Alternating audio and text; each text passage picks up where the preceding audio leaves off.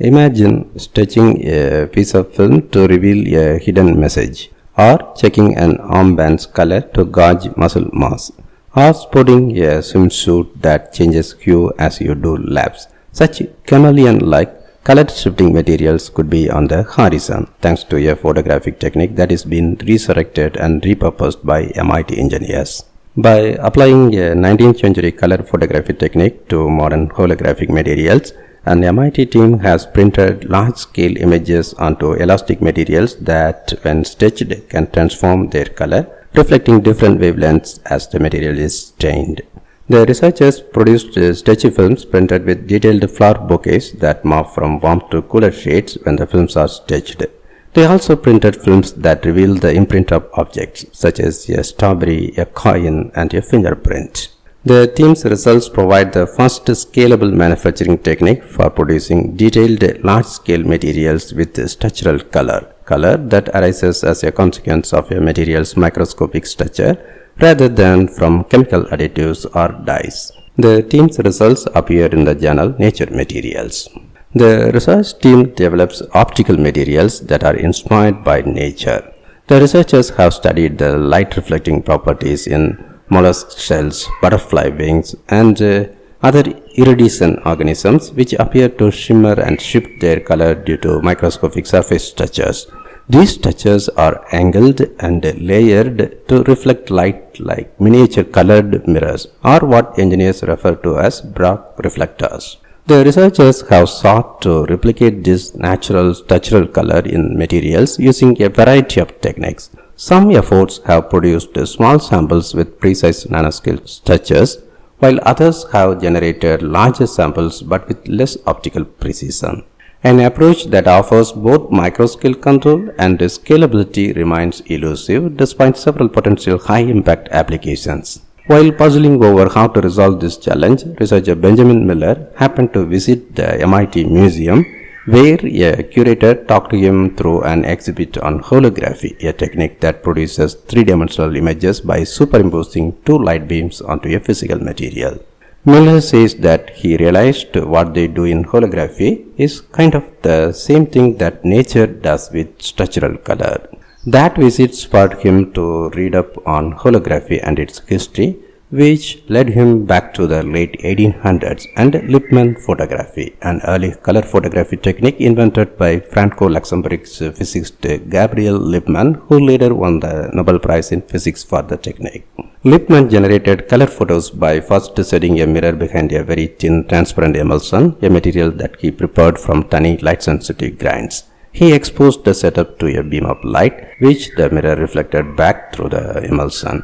The interference of the incoming and the outgoing light waves stimulated the emulsion's grains to reconfigure their position like many tiny mirrors and reflect the pattern and wavelength of the exposing light. Using this technique, Lippmann projected structurally colored images of flowers and other scenes onto his emulsions, though the process was laborious.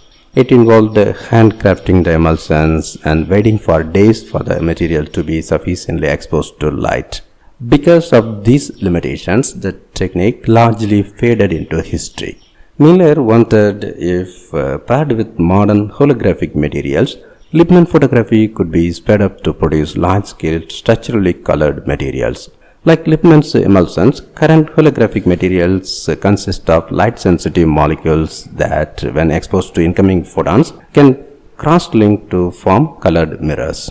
The chemistries of these modern holographic materials are now so responsive that it is possible to do this technique on a short timescale simply with a projector. In their new study, the team added elastic, transparent holographic film onto a reflective mirror-like surface, in this case a sheet of aluminum. The researchers then placed an off-the-shelf projector several feet from the film and projected images onto each sample, including Lippmann's bouquets.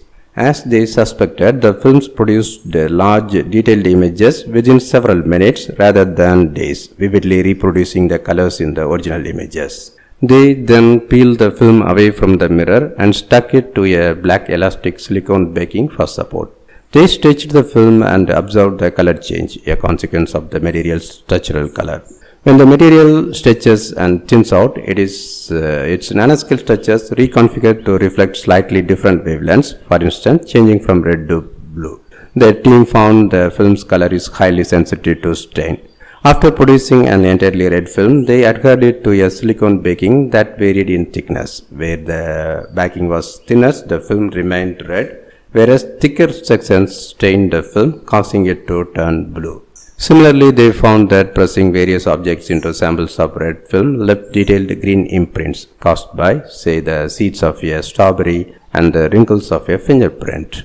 Interestingly, they could also project hidden images by tilting the film at an angle with respect to the incoming light when creating the colored mirrors. This tilt essentially caused the material's nanostructures to reflect a red-shifted spectrum of light. For instance, green light used during material exposure and development would lead to red light being reflected, and red light exposure would give structures that reflect infrared, a wavelength that is not visible to humans. When the material is stretched, this otherwise invisible image changes color to reveal itself in red. The researcher says that we could encode messages in this way. Overall, the team's technique is the first to enable large-scale projection of detailed structurally colored materials. This technique could be game-changing for coatings and packaging and also for wearables.